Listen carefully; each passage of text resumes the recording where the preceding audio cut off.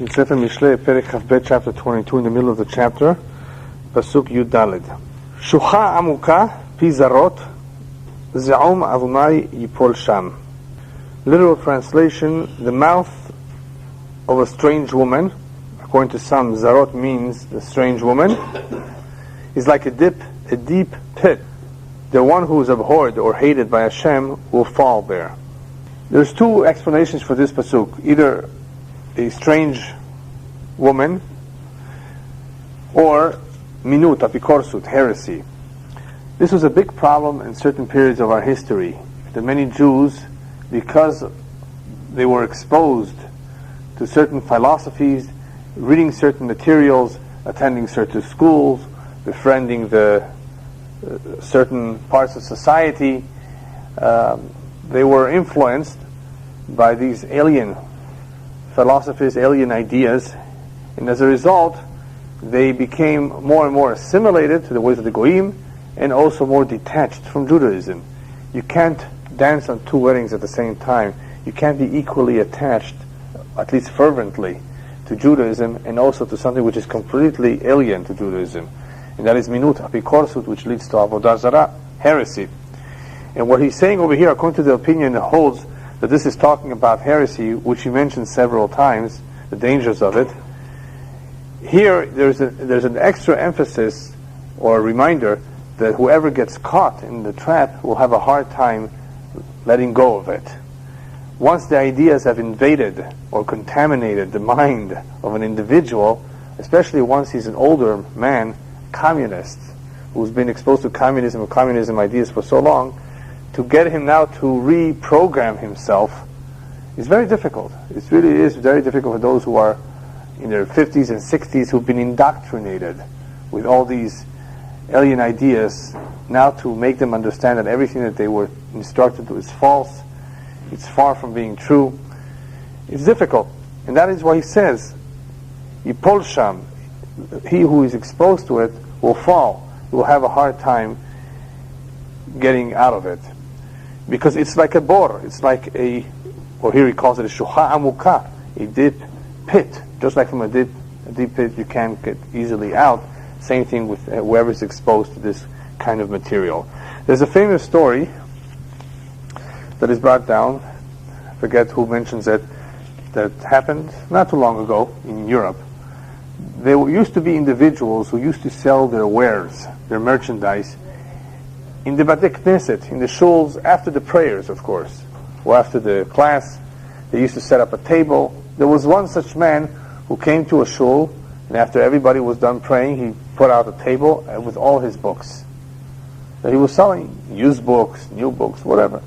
The rabbi comes over to the table to see what kind of material he's selling, and sure enough, he notices that at least some of it is minut, it's apikorsut, it's heresy, it's against the Torah.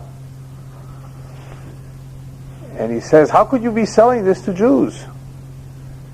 How could you be exposing them to this? He says, Rabbi, that's my parnasah. That is my livelihood. That's what I sell. What do you want me to do? I'm not going to have parnasah. He says, I have a better idea for you. You want a job? Is that what you're looking for? I have a job for you. Come back tomorrow, and I'm going to take you to your new job. Fine. Next morning, the man appears for Shachrit. After Shachrit, he goes with the rabbi. And after going down the street, the man asks the rabbi, by the way, what's the job all about? Can you describe me what's involved? He says, yeah. See, recently at the church, the guy who rings the bell retires. You know, they ring the bells when it's time to come to mass or whatever services. The guy who used to ring the bell just retired, and they're looking for a new man. And I thought that you would be able to take that job. Rabbi, me? To go to a church, to ring the bells, to call people to come to church? You want me to take that job? But that's exactly what you're doing when selling these books. When you are selling these books, you are ringing the bells of heresy for the Jews to come and buy and absorb these ideas. Isn't that the same thing? And I guess the rest of the story is he probably got him a normal job. People don't realize the dangers of reading certain things that are not only full of lies, full of garbage, novels that never, what's a novel? It never happened.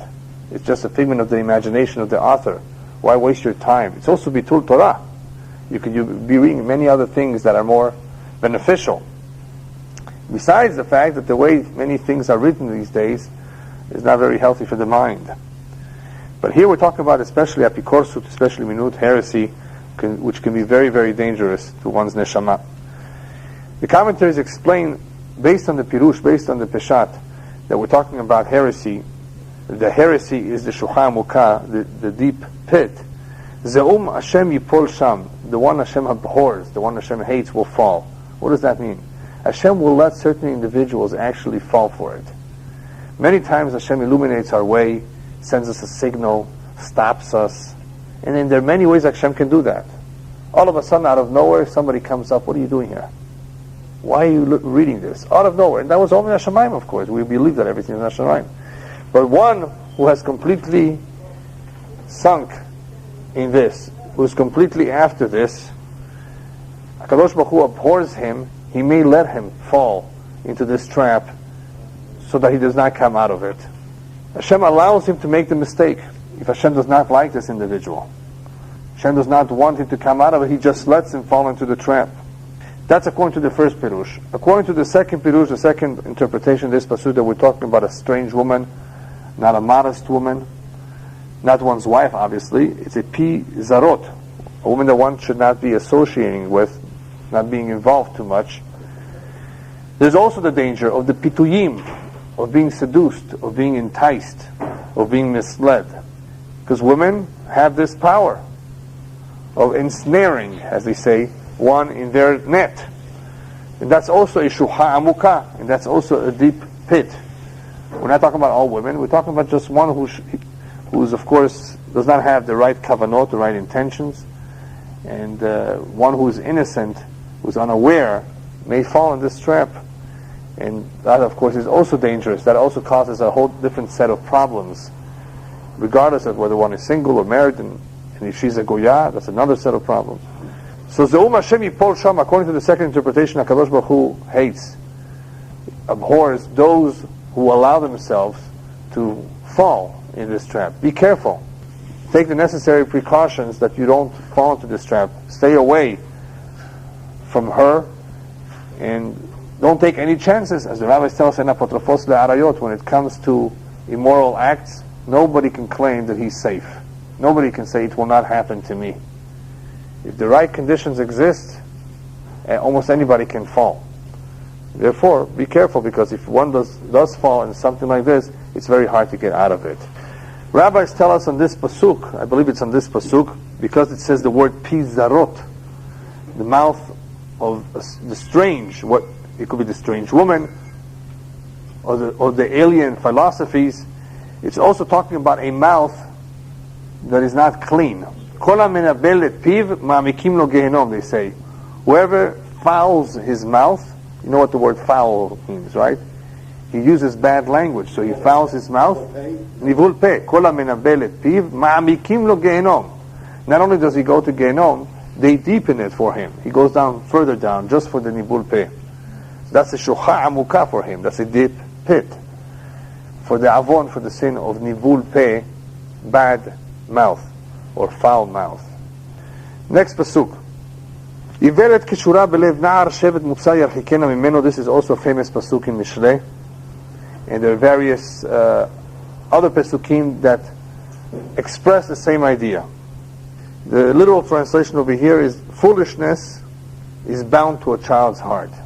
It's just a fact that every child, because he's not completely mature, right, he has certain habits, certain instincts, certain inclinations. Here he calls it all of that he calls ivelet. Ivelet means a certain foolishness is bound. Bound means tied to a child's heart.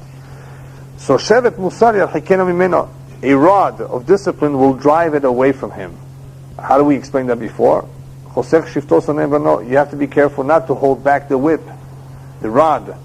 The rod of discipline needs to be applied at certain times. We're not talking about abusing it. We're not talking about being cruel. Definitely one has to be careful not to overdo it. You don't want to lose the relationship with your child. You want to always have a kesher. You want him always to come home, right? So you have to be very smart and when to apply it. But there is a time for a rod of discipline. And he says the reason why a rod of discipline is necessary is because Ivelet Keshura Belev Nar. The foolishness is bound to the child. It's just, what does bound mean? The commentators explain it's like it's part of him. And because it's like part of him, you need to separate it. And how do you separate it? Sometimes with a rod of discipline. That's the only thing that will do it. Why? Because talking to him won't go anywhere. He's not logical yet. He's not mature. So how could you talk to him? You can talk to an adult, and even to adults. Some adults don't understand. You can talk from today till tomorrow, and he just doesn't go. They're stubborn. They're narrow, right? And they'll never understand. But with an adult, you can't use a Shevet Musar. Hashem has to do it maybe, but we can't. So with a child, it says sometimes that's what's necessary to remove that which he's bound, that which is bound to him. That's the Iveret. What can we do? The reason Shlomo Melech says that we should do that is because some parents give up on the chinuch of their children. The child is endowed with certain midot ra'ot, certain bad characteristics, and they just try everything they can and nothing works. Shlomo Melech reminds us, listen, you know why you shouldn't give up, lo lityaesh? Because what you tried with candies, with all sorts of what's the word? Bribes. Or bribes, there's another word for it. With all sorts of ways of enticing, I guess, the child, all the methods that you've studied and you've tried to apply, even though they didn't work, you know what? Don't give up just yet. Why? Because there's something else that may do the job for you. It's called a Shevet Musar. It's called a rod of discipline. So therefore, if you haven't used that, don't give up yet. That may do the job. Ivelet Keshura. The reason why he uses the word Keshura, that this foolishness is bound or tied to the child, is because so long as it's only bound during his childhood, you can remove it. You may have some success in removing it with a Shevet Musar perhaps. Why? Because it's only Keshura, it's only bound. What happens in his adult years, it's no longer bound, it's rooted in him. Zikvar Mushrash. The moment a habit is already rooted, it's much tougher to kick the habit, like they say in English. It's more difficult. It's rooted, it's become already second nature. Early on, it's only Keshura. It's tied, it's pretty tight. Because it's tied, it's bound, it's part of him. But an Ivelet that is Keshura can be removed through a Shevet Musar. Later on, it's much more difficult. So therefore, the earlier, the younger the child, the better, the easier it will be to remove it.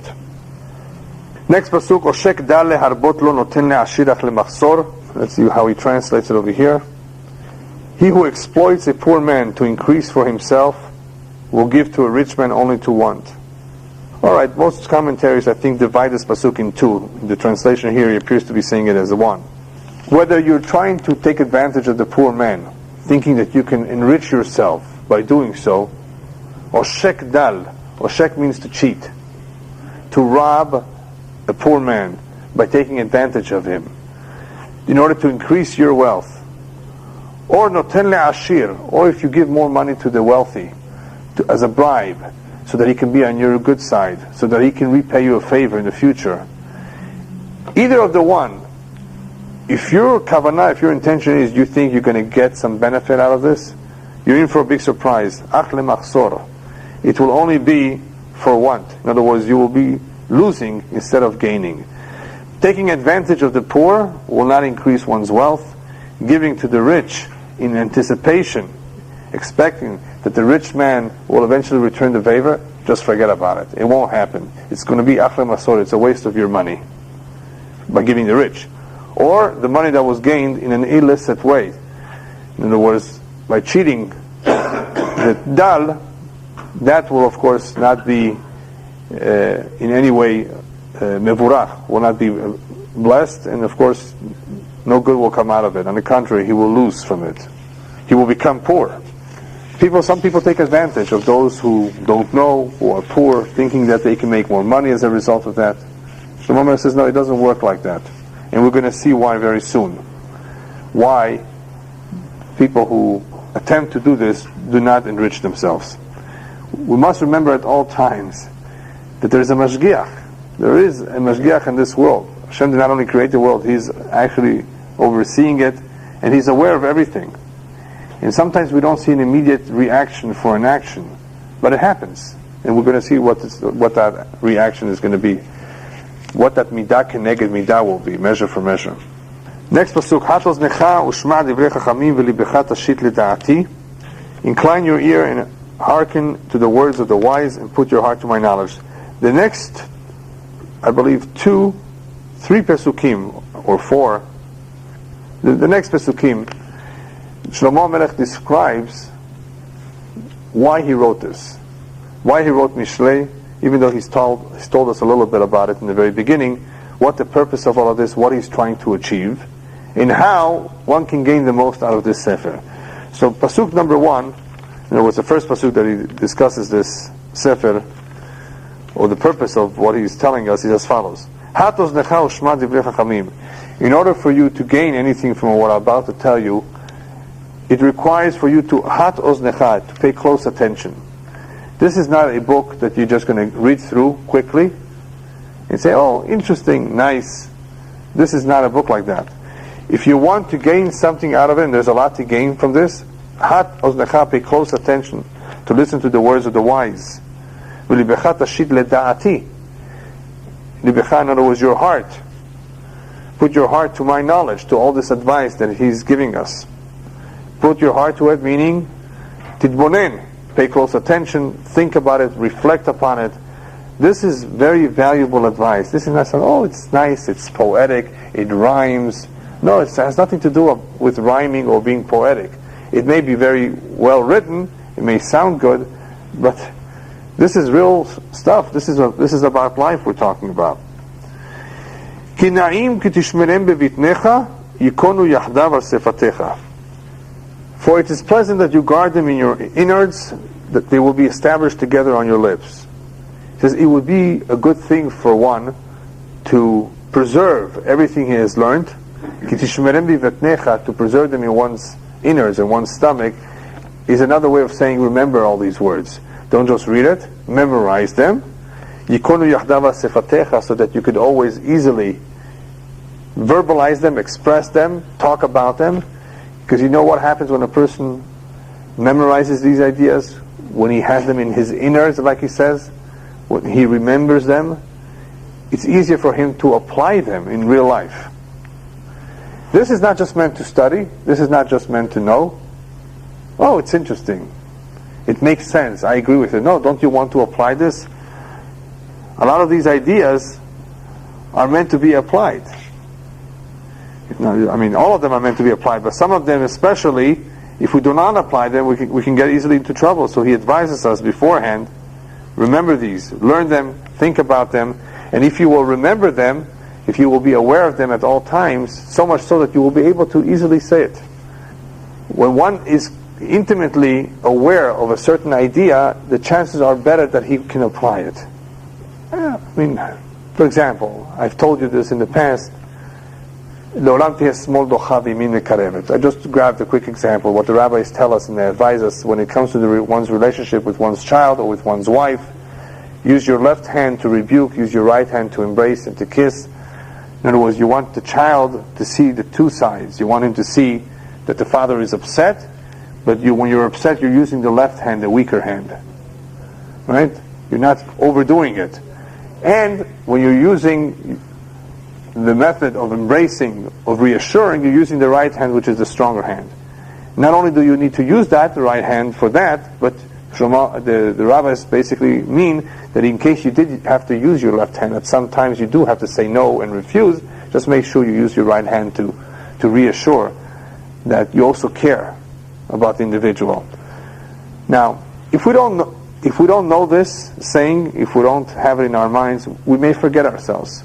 We may come home, one may be in a bad mood, he might hear from his spouse what the child did, and he might vent his anger.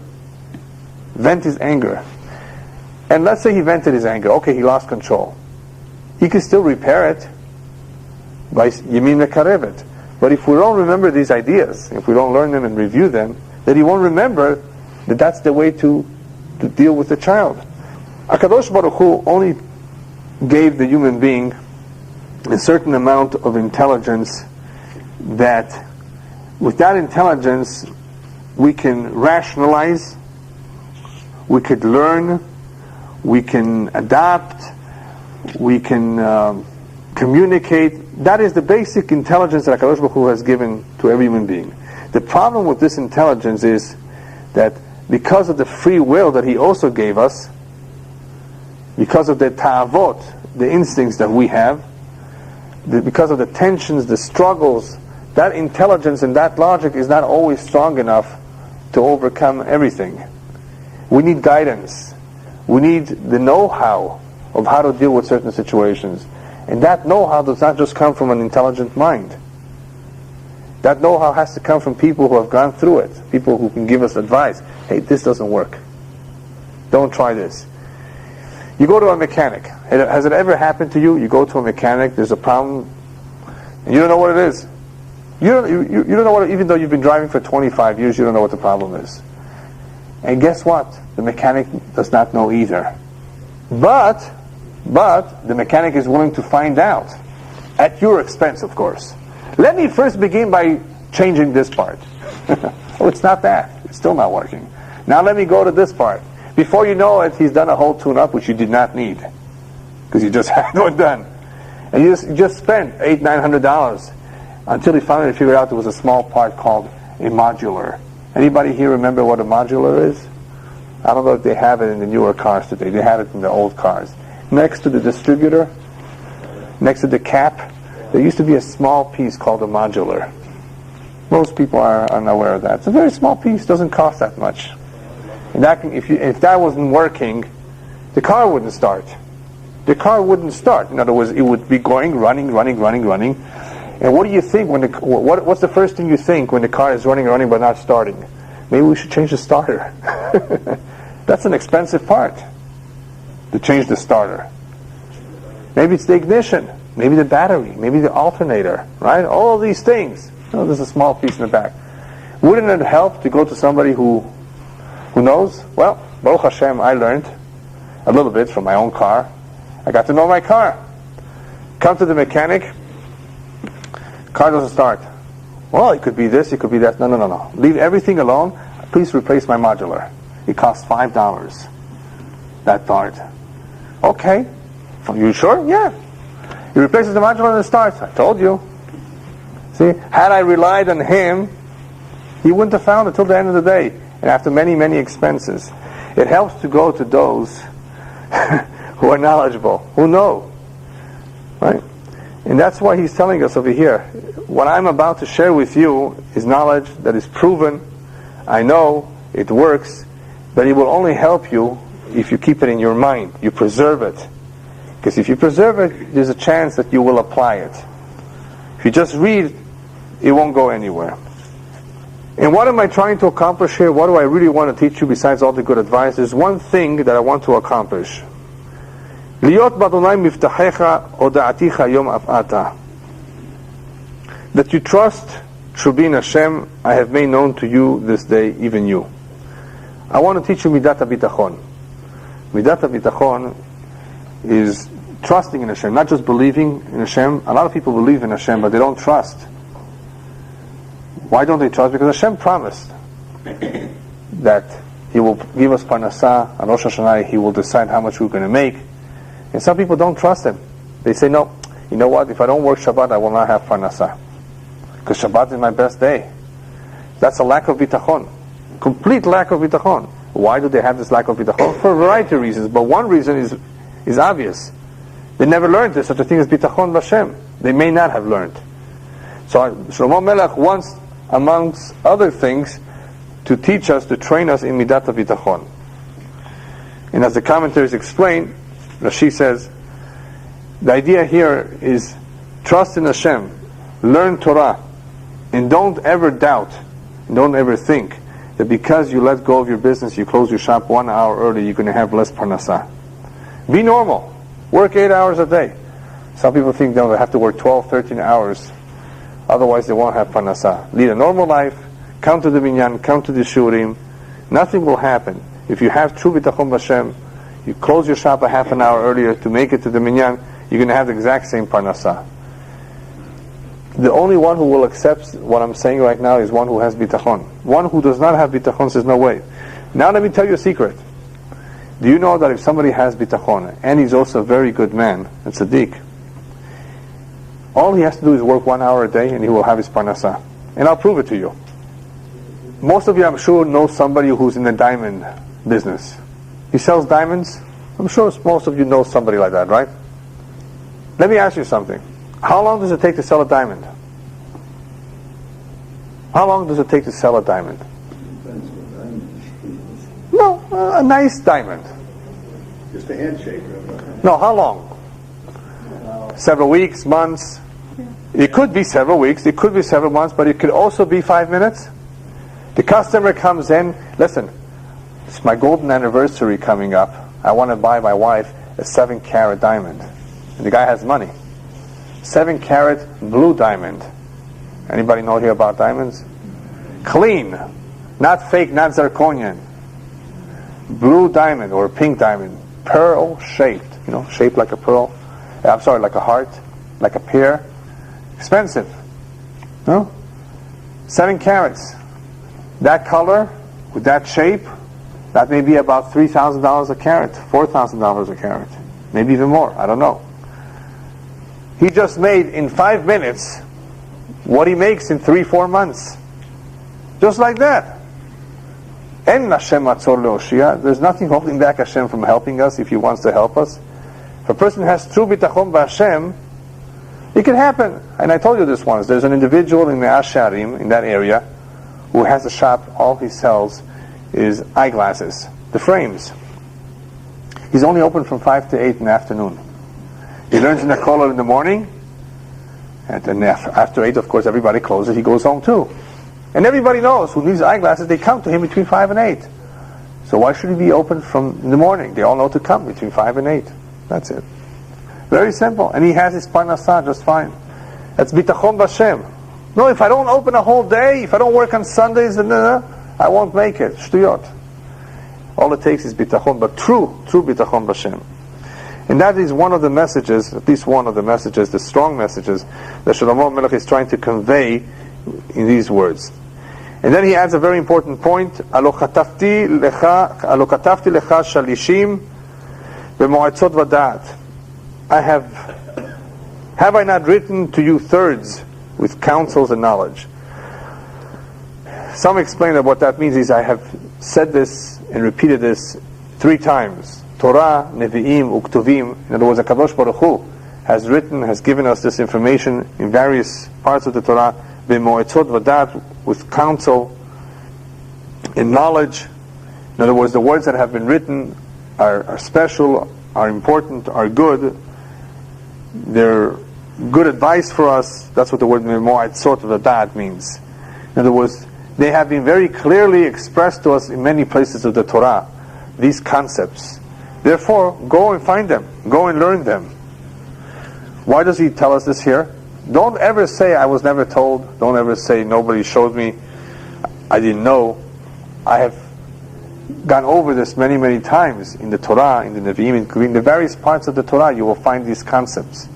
And now we're seeing it in the Parshiyot that we just read. In Parshat Beshalach, Yitro, we're seeing about the man coming down the desert to remind the Jews, Parnasah is coming from the Shamayim, not from your PhD. These are all similar concepts. In various parts of the Torah, Hashem repeats it again and again. The Nevi'im talk about it. And here Shlomo Melech reviews it with us, reminding us how important it is to keep these concepts in our mind. Next pasuk, Le'odi'acha kosh dimrei emet le'ashiv amarim emet le'shulchecha. To make known to you the certainty of the true words, to respond with words of truth to those who send you. Is as follows. Through these words in Mishlei, through the words of the Torah, you will be able to know the truth. Le'odi'acha kosh dimrei emet. You will be able to distinguish between what is true and what is false. When one learns Torah, when one learns the Gemarot, the Chumash, the Zohar, and he absorbs all that knowledge, all that musar, all that yirat shamayim from learning, he will have a better idea of what is right to do and what is wrong to do, what is emet and what's sheker, what is proper and what is wrong. Without that, the mind can convince someone that what he's doing is right. His mind is very, very good at convincing. Right? If one is biased, for sure. So therefore, learn the Torah, learn all of these chokhmot and etzot that you will find in the Torah, because this will help you, this will enable you to be able to distinguish between lafchim, between sheker and emet. And then once you know that, you will also be able to lehashiv amarim emet l'shulchecha. There's two interpretations of this second part of the pasuk. It's lehashiv amarim is to respond with words of truth l'shulchecha. What's l'shulchecha? Some say l'shulchecha means to those who come and seek your advice, those who come and want to know halacha, those who want to know what they should do. Well, if you have the truth, once you have the Torah, then you will be able to help others too and direct them to do the right thing. That's one pirush. This other pirush is l'shulchecha. We talk about those individuals who will attempt to carry you away from the Torah, to mislead you from the derech of the Torah. You will be prepared to do battle with them, lehashiv amarim emet, to respond to their questions, to their doubts.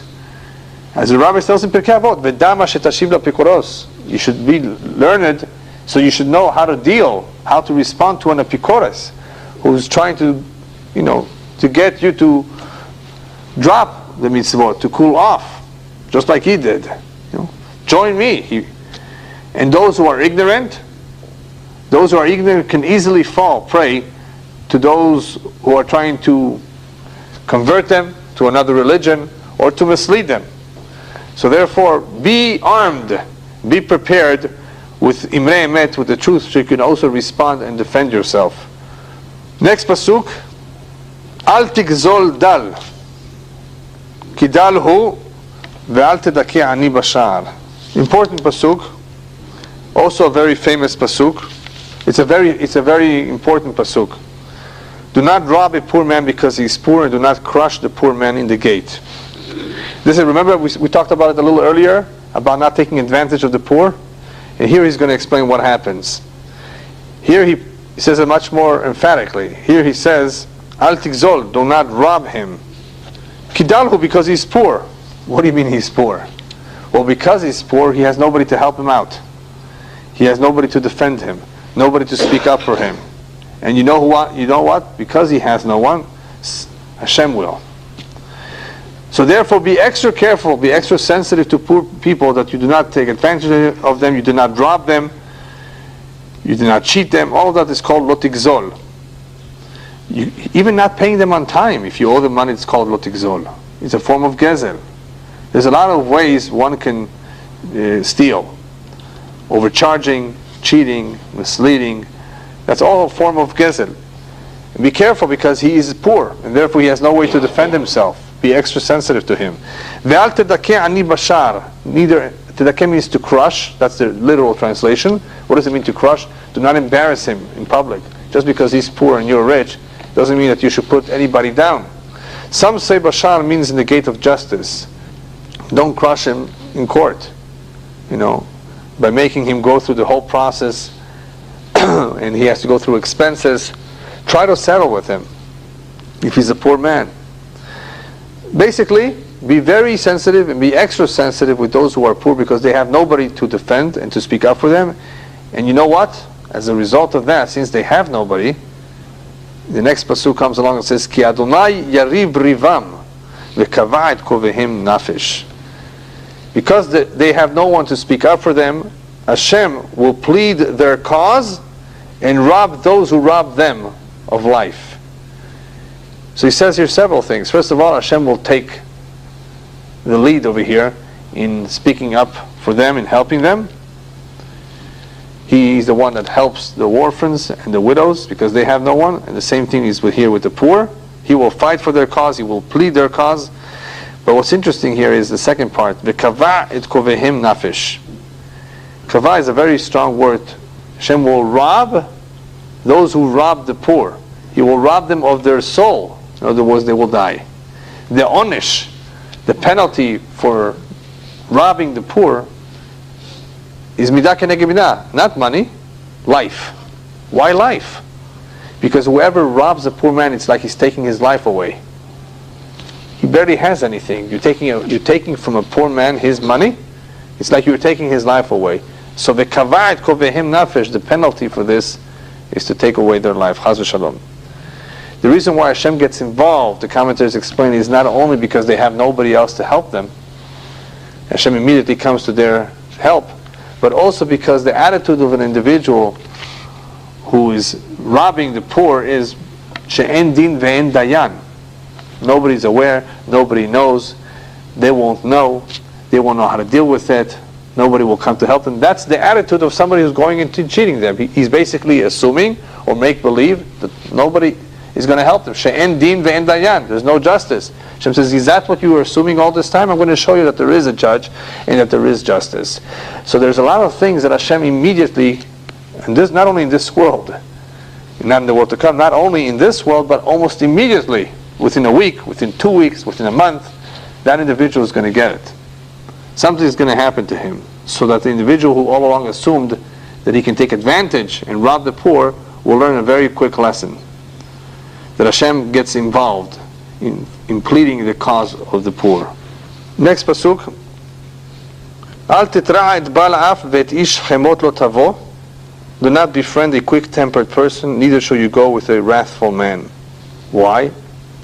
First of all, Shlomo Melech is indicating to us here that friendship, association with someone, influences one.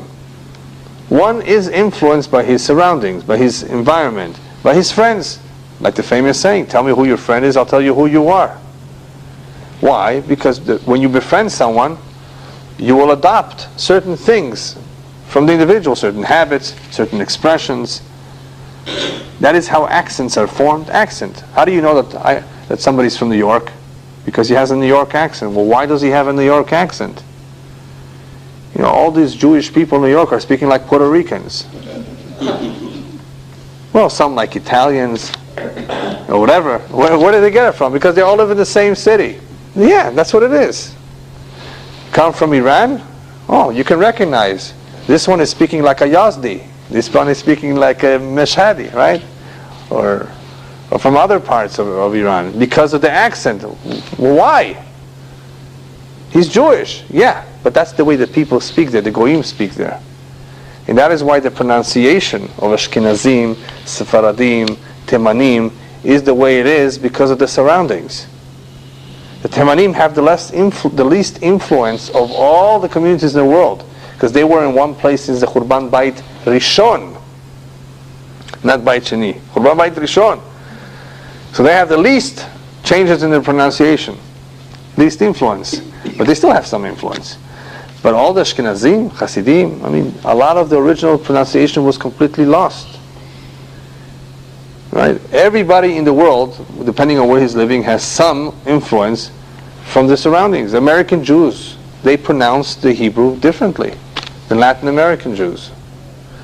The surroundings influence. And that is why there's a big emphasis in the Gemara and in many of the Sefarim on being careful where you live, who your friends are, what school you send your kids to. Because you can't avoid it. It's very, very difficult to resist the pressure of that influence. So therefore he advises us when it comes to doing business. Now here he's talking about doing business because it's not just friendship. First he begins with al titra. Al titra is do not become friends, do not get too close to a person who's very temperamental. Vet ish chemot lo tavo. The second part of the pasuk is do not go with a wrathful man, a man who is always becoming angry. Wrath is even more than anger. He has a temper. Why? First of all, it's not a good idea to be around such people. Number one. It's not healthy. Second of all, pen te'elaf or chotav, the next pasuk explains, because easily you will come to learn from his ways, lest you learn his ways and take a snare for your soul. In other words, if you learn from his ways, what are you going to pick up from a wrathful man? You're going to pick up his wrath. You're going to pick up his kas. And you know that midata kas is a mokesh lenafshecha. Mokesh is a mine. He calls it a snare. In other words, it's a big trap. In other words, if one Khalila learns kas from his partner, from his friend, then he has adopted a mokesh. He has brought in a mokesh, something that will make him fall, will make him make many mistakes in life that he will eventually regret. Anger is a very, very dangerous midah, extremely dangerous. You lose complete control. You eventually regret what you did and what you said, and it's very difficult to repair. Now people really know you, right? You know, it's a real big problem between husband and wife, between family members. You may say things that you will come to regret. So being around such an individual is no good, because one can easily learn from his ways to talk the way he does, using foul language. That's what slang is all about. People hear how others talk, they listen to the music, they read the newspapers. Oh, this is English. My kids today, I talk a different English than what I was raised with. There's different kinds of jargon today in the 21st century. And we learned a different English than what people spoke 150 years ago too, you know. There's different terms. So we pick up, and we have to filter that which is no good from our language. Yes? But the Lashon HaKodesh has no bad language, Rabbi. How do we reconcile that, you know? Of course, today, it's all from Arabic. All the insults, well, the majority of them are from Arabic. Even the Persian ones, they take from the Arabic. Oh, really? Yeah. They have some of their own too. Yeah, but everybody borrows from the Arabic. The Arabic has some very powerful words, you know, and I definitely don't want to share them with you. So anyway, kas, anger, is a mokesh. It's a mine. In other words, it's a snare. It's a trap. It brings down people. It's a terrible midah, and being around, associating, or befriending, or being a partner with individuals like that, one is susceptible. One is, can easily become exposed and therefore adopt this habit, this dangerous habit.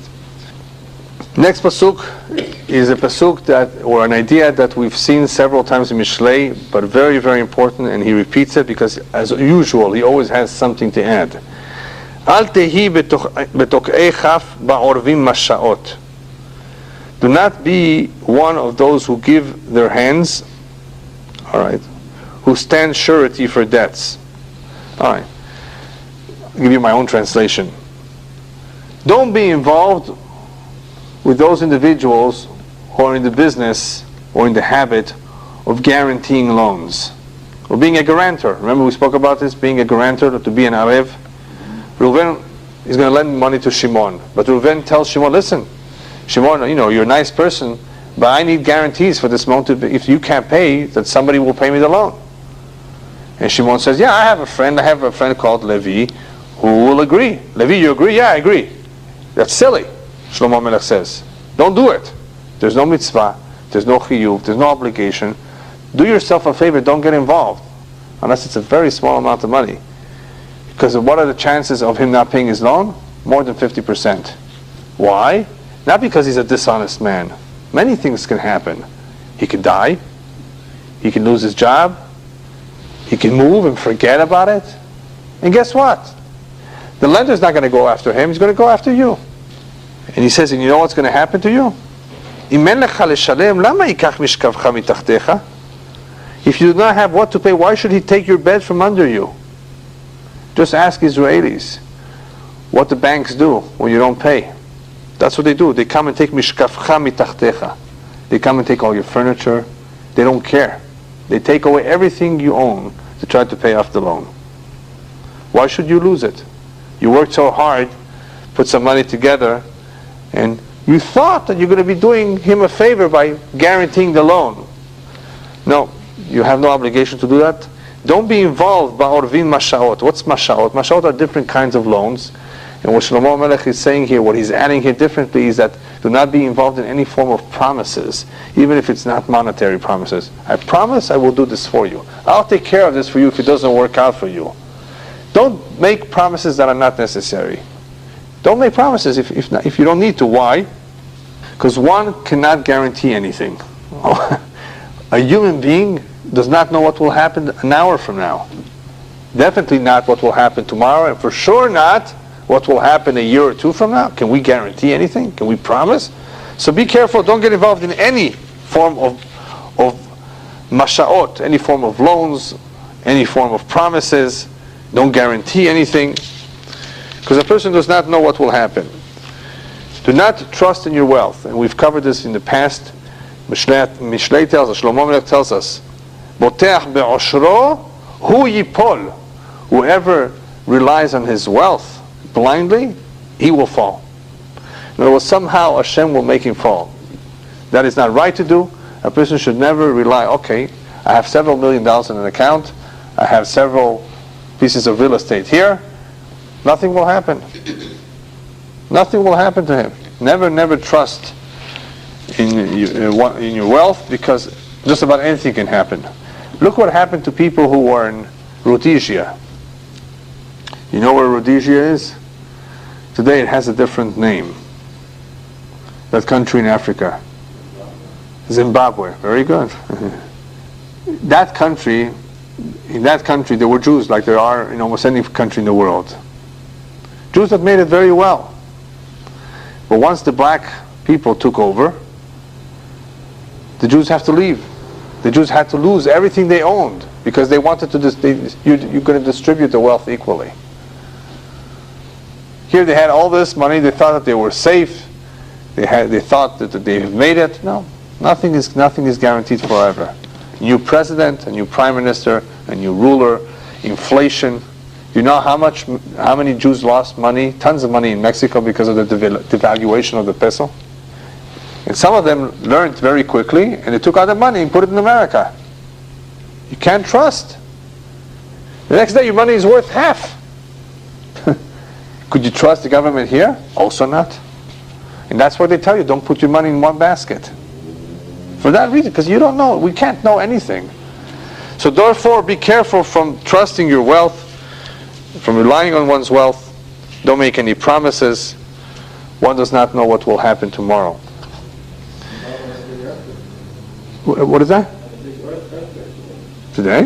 Where? No, that doesn't sound right. I think another country. Yeah. Maybe. Yeah. Next pasuk. Al tasek gevul olam asher asu avotecha. Also a very famous pasuk. Do not remove an ancient boundary that your forefathers have set. The simple meaning of this pasuk is when you're building a gate or a wall between two neighbors, don't put it on his side.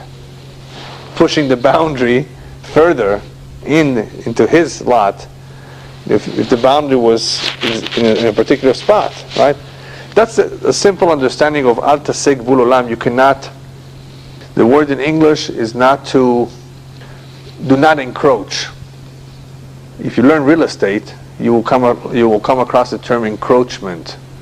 To encroach is you're using part of your neighbor's ground to park your car. It's already his property. You're walking through his property to get to yours. Unless you have that access in the deed, you can't do that. Unless he gives you permission. That's an encroachment. Al tasek gevul olam. Do not push off, remove an ancient boundary.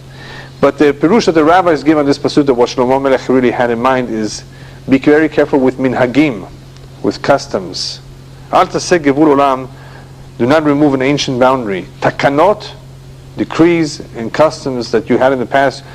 If your custom is not to eat rice on Pesach, like many Ashkenazim and like the Moroccan community also has, right? You don't eat rice on Pesach, right? Don't change that. There's a reason for it. They made it, that decree, for a reason. Keep it. You can't change the minhag. It's there for a reason.